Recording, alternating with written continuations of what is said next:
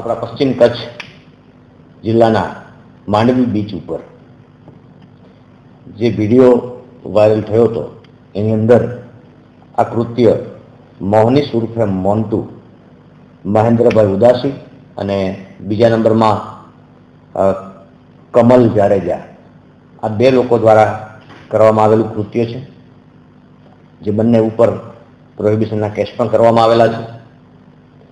અને આ વિડીયો 2 મહિના પહેલાનો જૂનો એણે વાયરલ કર્યો છે.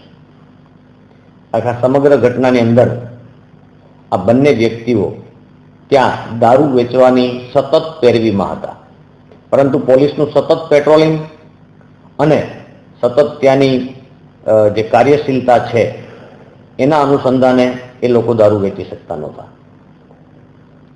અને એણે આપણા પોલીસ કોન્સ્ટેબલોને પણ સતત ત્યાં જોયેલા છે.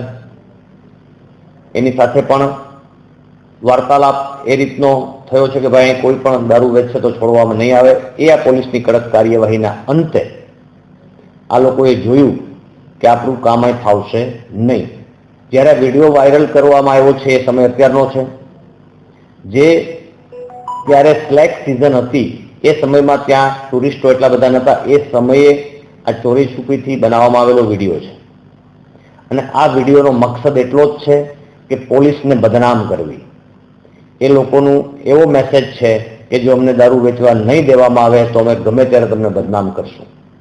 આ મેસેજ પાસ કરવા માટે એણે આવું નેગેટિવ વિડીયો બનાવી અને વાયરલ કર્યો છે. હાલમાં ત્યાં ટુરિસ્ટોની પણ સંખ્યા વધારે છે, ત્યાંની ચોકી પણ સતત કાર્યશીલ છે.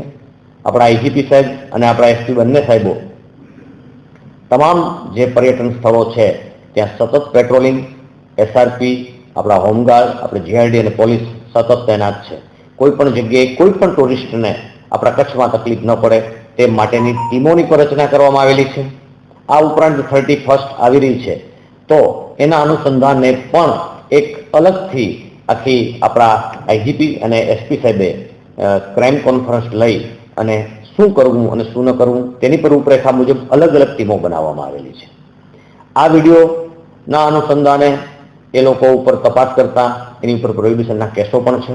અને અત્યારે તમે આરોપીને જોઈ શકો છો કે એની ઉપર પોલીસ કેસ કરી અને એને લાવવામાં આવેલ છે. પોલીસ તો અમે તમામ આપણા મીડિયા દ્વારા એક નાગરિકોને પણ અમે અપીલ કરી રહ્યા છે કે આવું તમે ક્યાંય પણ કોઈ ઉતારતા હોય, ક્યાંય પણ જોતા હોય કે ક્યાંય પણ તમને માહિતી મળે કે કોઈ દારૂ વેચે છે કે દારૂ પીવે છે તો તાત્કાલિક અમને જાણ કરો.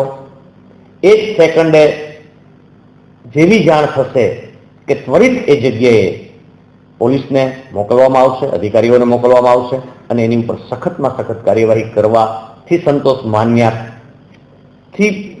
નહીં લેવામાં આવે. પરંતુ દારૂ ક્યાંથી આવ્યો છે, કોણ એના મૂળમાં છે એ પણ પોલીસ તપાસ કરશે એવું આપણા એસપી સાહેબે તમામને સૂચના આપી છે.